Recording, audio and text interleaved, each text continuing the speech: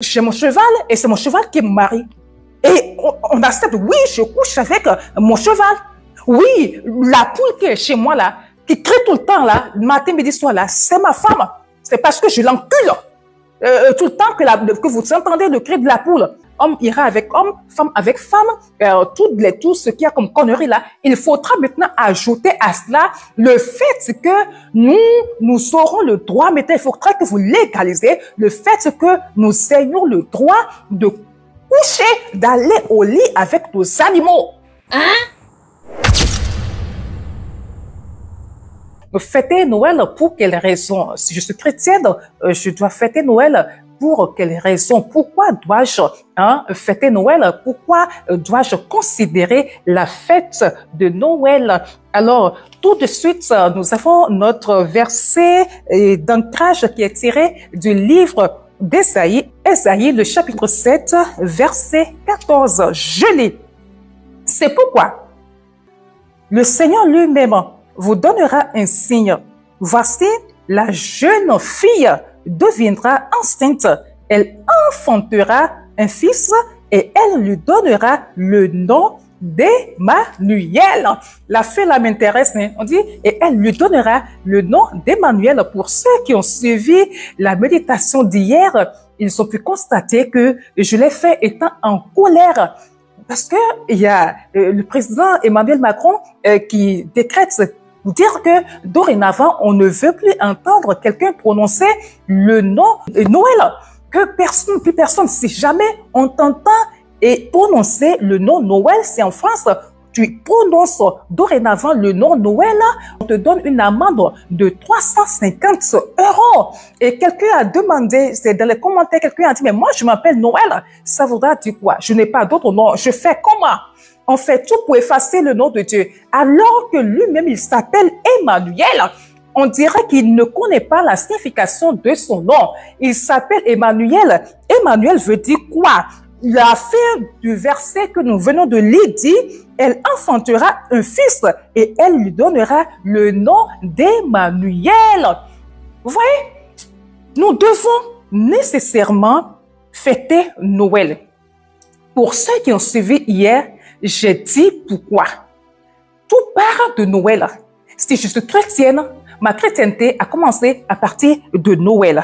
D'accord? Et s'il n'y avait pas Noël, il n'y aurait pas eu de mort de Christ. D'accord? Et il n'y aurait pas eu cette réconciliation. Donc, pour faire un peu la genèse de tout, je dirais ceci.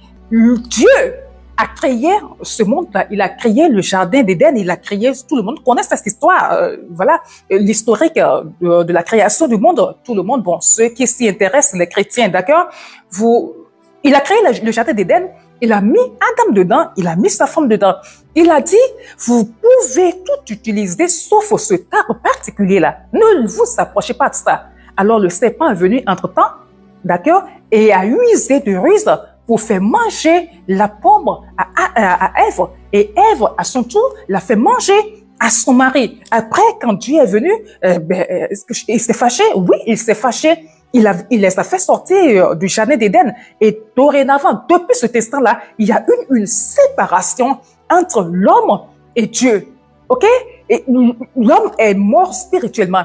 Dieu s'est séparé de l'homme. Il y a une inimitié latente entre l'homme, entre les hommes et Dieu. Et voilà, le premier Adam, c'est ce qui nous a amené, c'est ce qu'il a laissé sa femme faire. Et dès lors, nous avons hérité tous, tout le monde hérite de ce péché originel-là. Alors, dans son plan pour sauver l'humanité, qu'est-ce que Dieu a fait? Qu'est-ce qu'il a dit? Il faut que j'envoie quelqu'un.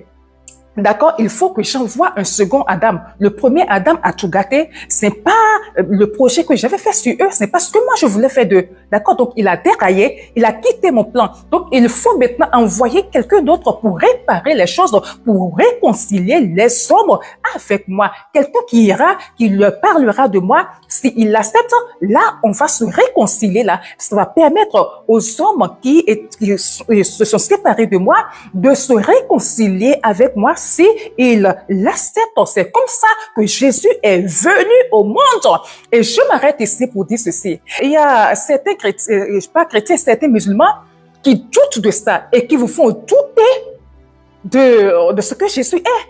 Quand nous, on dit que Jésus est fils de Dieu, ils vous disent que Jésus n'est pas fils de Dieu et qu'il ne sera jamais fils de Dieu. Et que comment une femme peut aller accoucher sans connaître d'homme?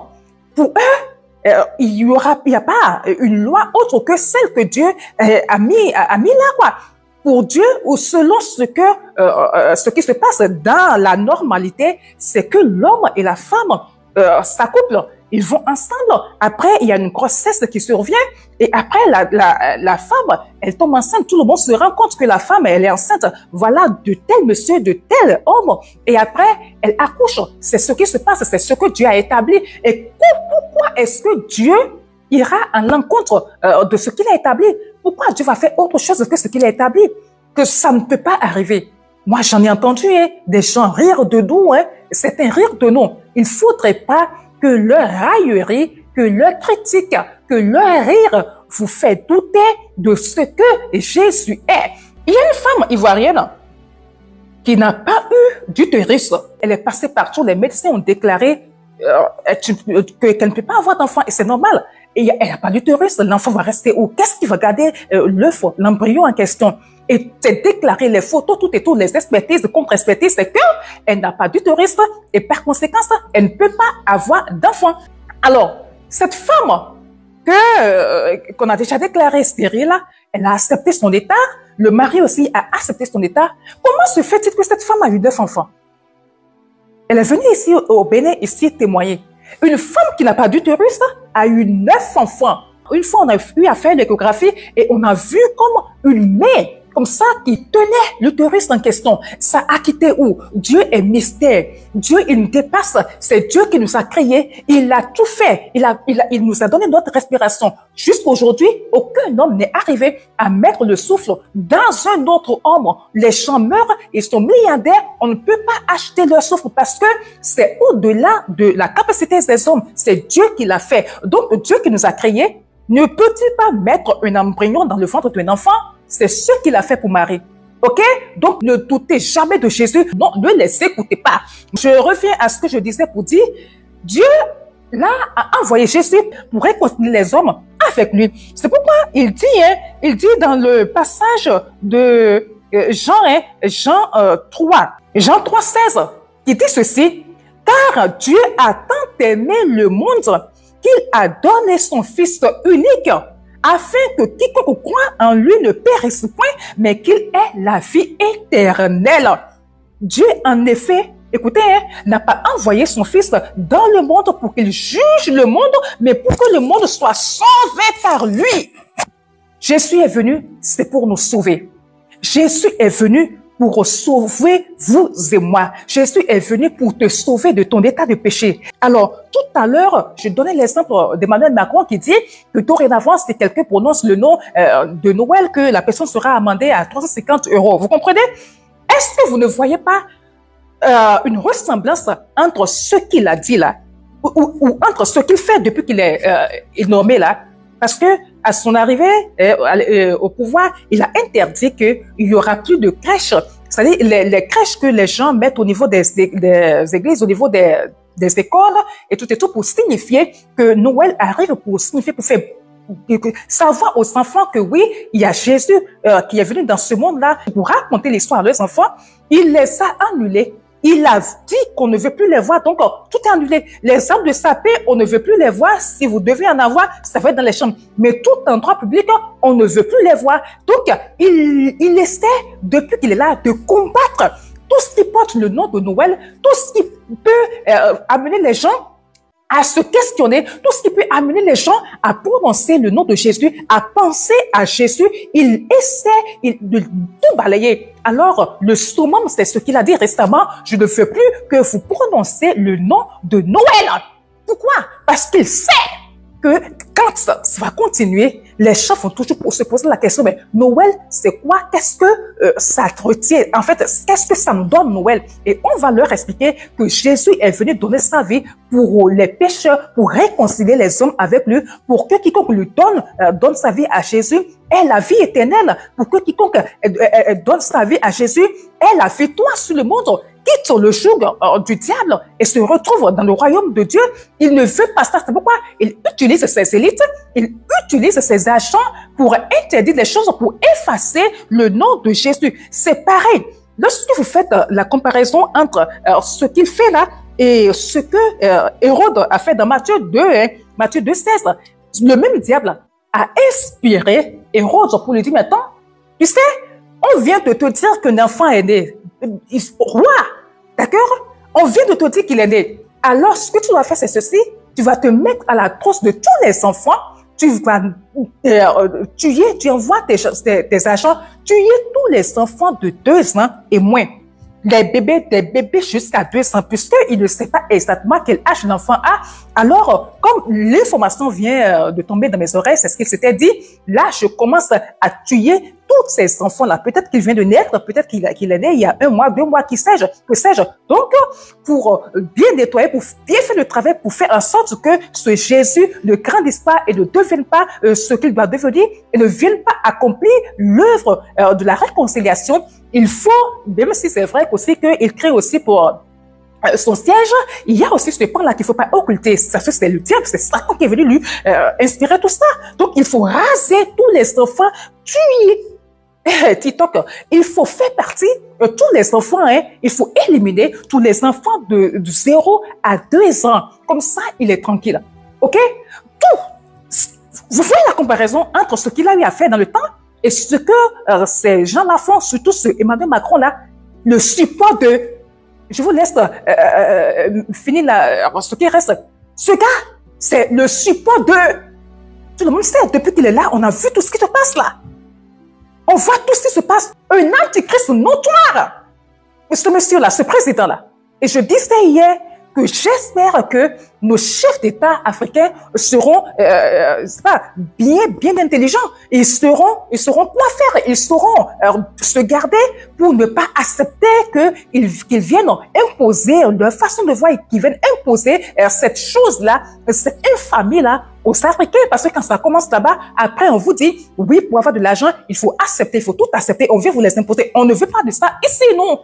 Ils restent là-bas avec ça. Alors, d'accord, donc, Jésus est le Fils de Dieu, né d'une vierge, qui est venu à cause de vous et à cause de moi. Vous comprenez? La bonne nouvelle de Noël est ceci. Ton péché là, la façon dont tu vis là, façon tu vis, c'est toi qui es dans le mensonge, c'est toi qui est avec 2, 3 femmes, 4 femmes, 5 femmes, c'est toi qui ment à gauche et à droite. Aujourd'hui, le mensonge est devenu, elle est pratiquement légalisé. On peut faire tout ce qui est contraire à la Bible, on peut tout faire. Aujourd'hui, maintenant, ça a commencé là-bas. Le mois passé, mais ce mois-là, en début de ce mois, je pense, où en Allemagne, ils se sont levés pour marcher, pour dire oui à LGBTQI là, c'est-à-dire tout ce qui est contraire à la normale là, homme ira avec homme, femme avec femme, tout ce qui a comme connerie là, il faudra maintenant ajouter à cela le fait que nous aurons le droit, maintenant il faudra que vous légalisez le fait que nous ayons le droit de coucher, d'aller au lit avec nos animaux. Il faudrait que le gouvernement accepte et légalise cela pour que ça devienne légal, quoi. Que j'ai mon cheval et c'est mon cheval qui me marie. Et on accepte, oui, je couche avec mon cheval. Oui, la poule qui est chez moi là, qui crie tout le temps là, matin, midi, soir là, c'est ma femme. C'est parce que je l'encule. Tout le temps que vous entendez le cri de la poule, vous devez l'accepter. Vous voyez comment le diable a obscurci les gens? Alors si Jésus est venu, c'est pour tout ça. C'est pour que dans nos fatigues, parce qu'il y en a qui le font, ils ne savent même pas pourquoi ils le font.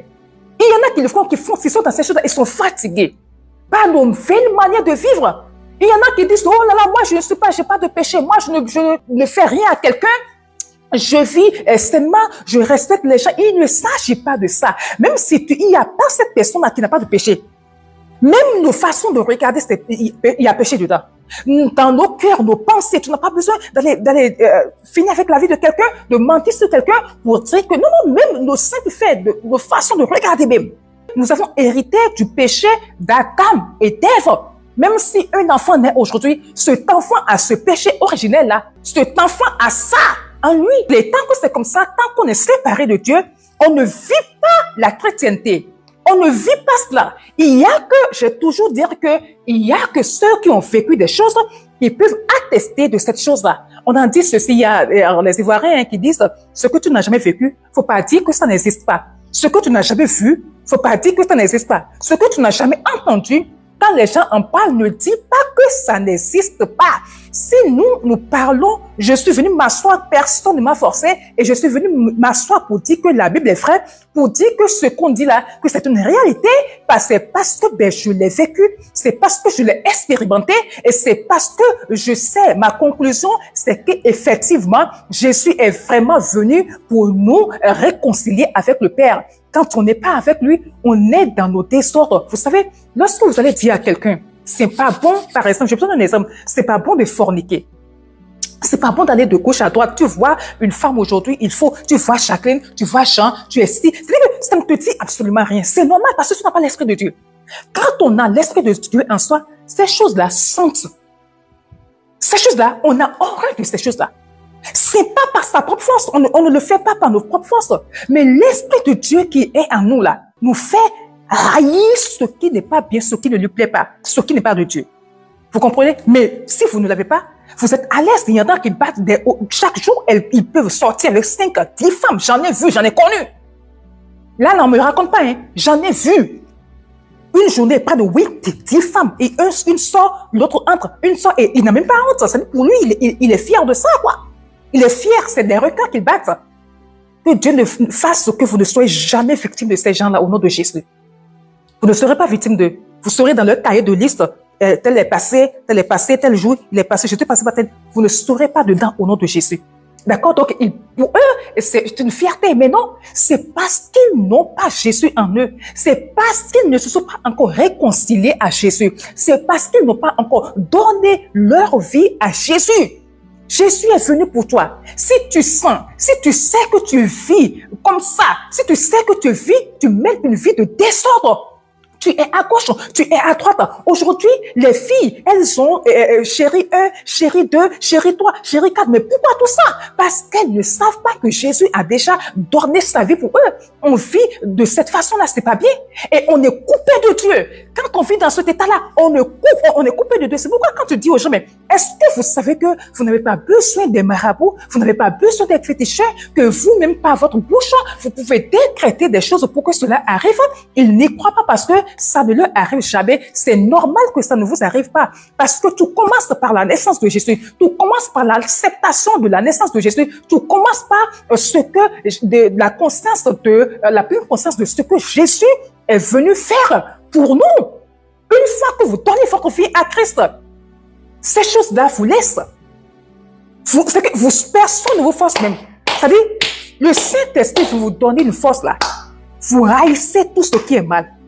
Fornication, adultère, mensonge, jalousie, vous haïssez le mal. Et il y a une réconciliation entre le Père et Dieu et nous.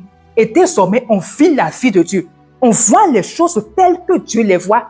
C'est à cause de la venue de Jésus que je peux m'asseoir aujourd'hui pour dire je suis fille de Dieu. Qu'on peut dire qu'on est fils de Dieu. Parce que c'est la naissance de Jésus qui a fait, il a fallu qu'il naisse d'abord, d'accord? Qu'il vienne nous parler du royaume, qu'il meure. Alors, au-delà de tout, au-delà de, on va fêter, d'accord? Ça y est, c'est la fête. On va manger, on va boire du vin, du bon vin, on va prendre du chocolat, on va prendre du yaourt, on va s'amuser.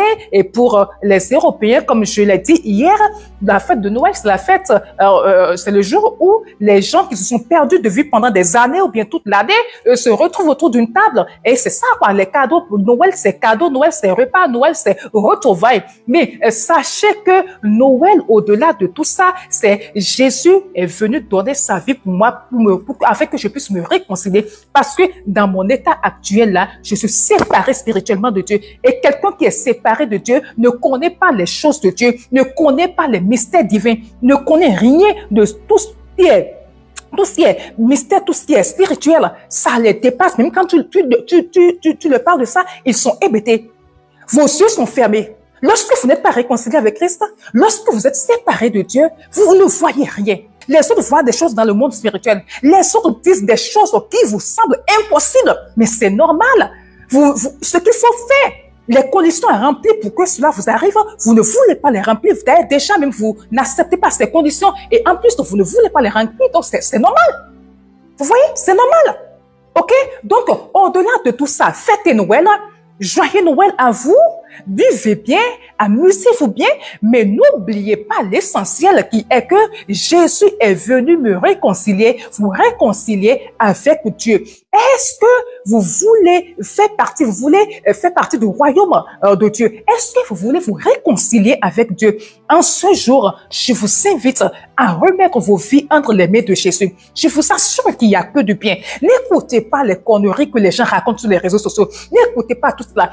Dites-vous, pensez toujours à votre fin. Quel que soit ce que vous êtes aujourd'hui, il y aura un jour, ça va pour vous, va être fini. En fait, il y aura un jour où ça va finir. On a dit à une jeune fille qui, elle, qu'est-ce qu'elle fait? Elle va d'homme en homme. Elle raconte un frère qui lui prêche la parole de Dieu, vous voyez? Vous lui dites, mais en fait, Jésus tu ne détestes pas. Dieu ne déteste pas le péché, c'est le péché que Dieu déteste. Donc, si tu viens à lui, il va te pardonner. Donne ta vie à Jésus. Elle a dit non, qu'elle est encore tout jeune et c'est l'erreur que beaucoup de gens font. Je suis encore toute jeune, je suis tout jeune. Laissez-moi, parce que quand je vais recevoir Christ maintenant, on va me dire que je ne peux plus sortir avec mari d'autrui. On va me dire que je ne peux plus aller coucher avec un homme sans le mariage. On va me dire des tas de choses pour me restreindre. Donc, vous me laissez. Quand je vais avoir 50 ans, 60 ans, bon, quand j'aurai fini de faire ma vie, là, j'irai dans une église pour dire oui, je vais donner ma... Toi, tu sais quand est-ce que tu vas partir? Ceux qui raisonnent comme ça, là, vous savez quand est-ce que la mort viendra vous faucher? Alors, cette jeune fille, c'est exactement ce qu'elle a répondu à ce frère-là. Je ne suis pas prête, laissez-moi faire ma vie d'abord. Elle quitte là, c'est la voiture qui l'a fauchée en chemin.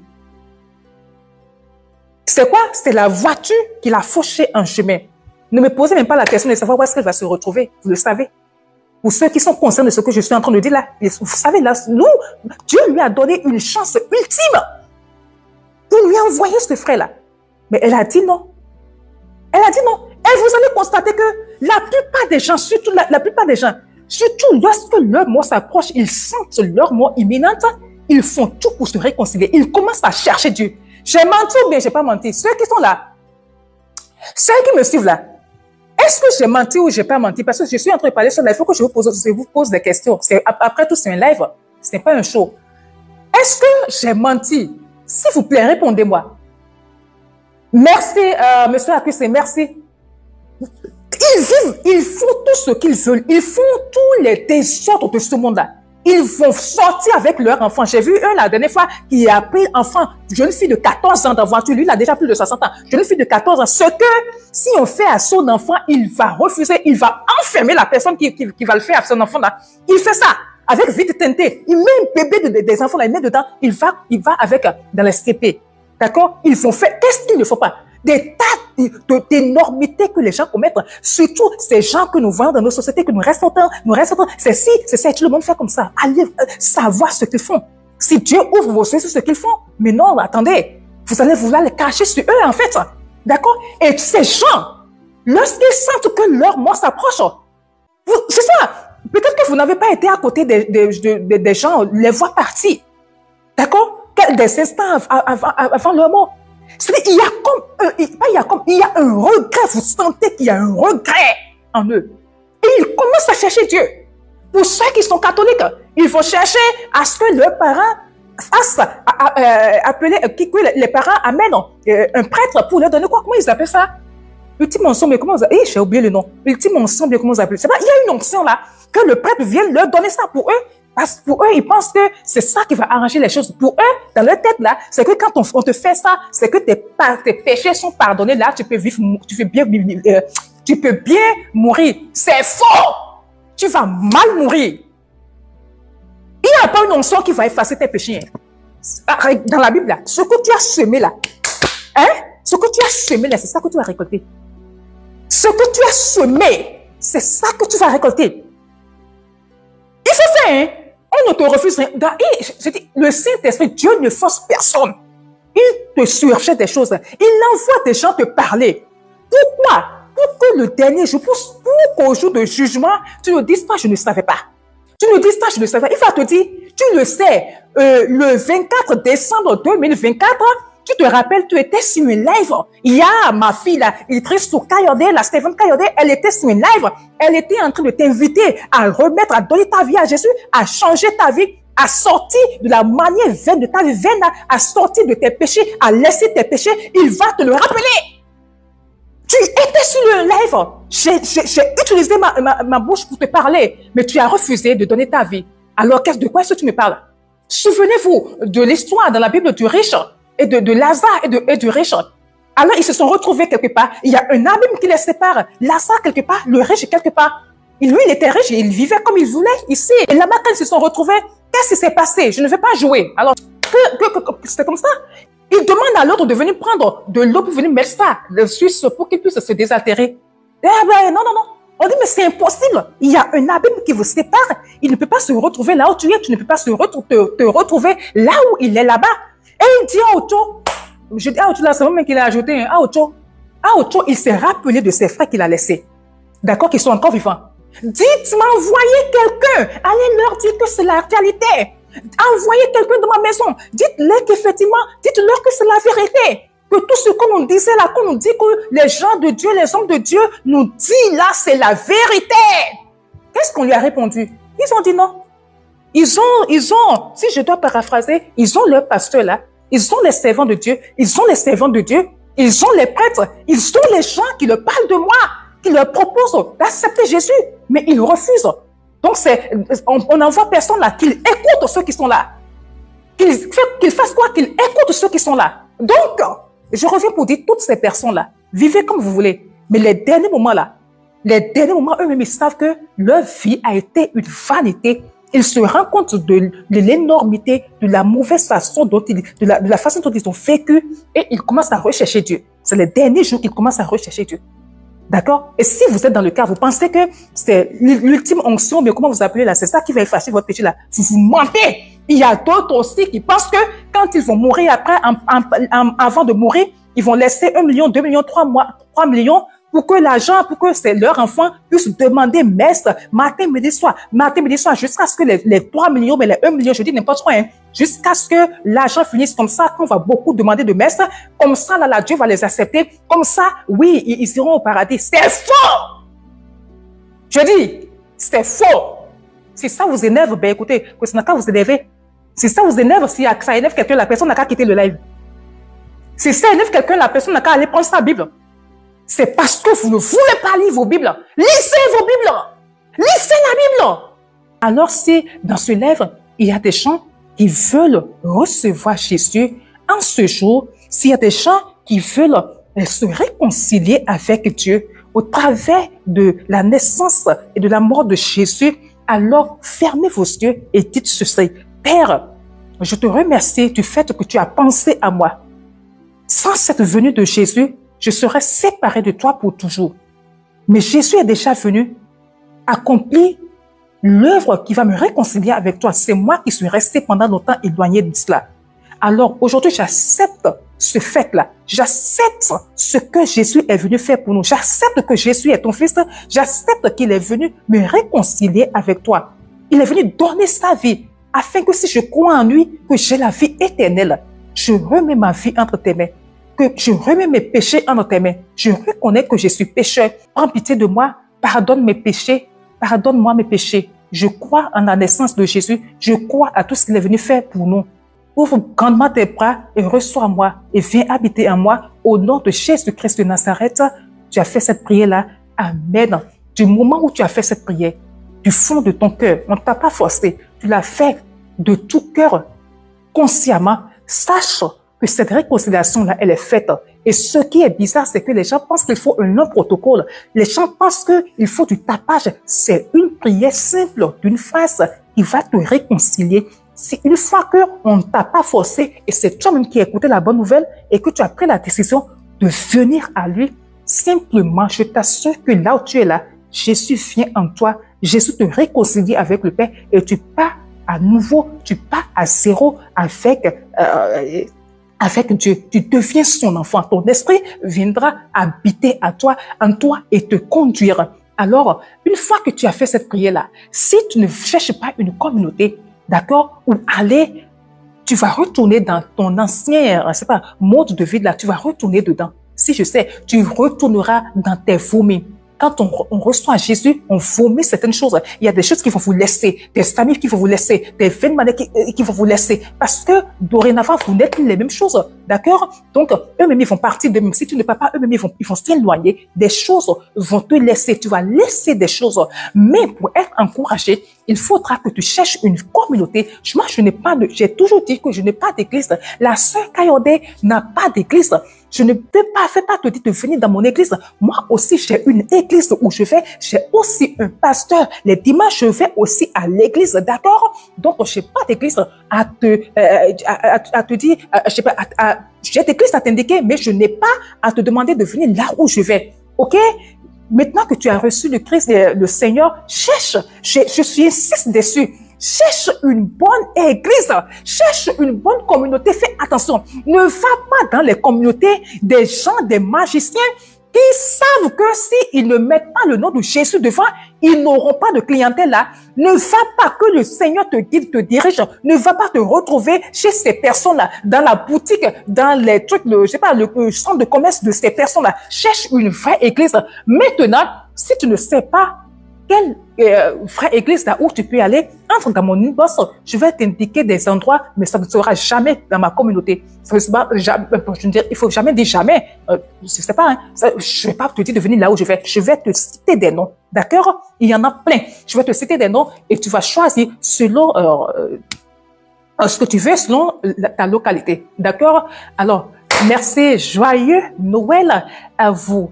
Bonne fête, bonne fête, bonne fête, bonne fête à vous. Allez, on va se dire toujours à demain par la grâce de Dieu pour un nouveau thème.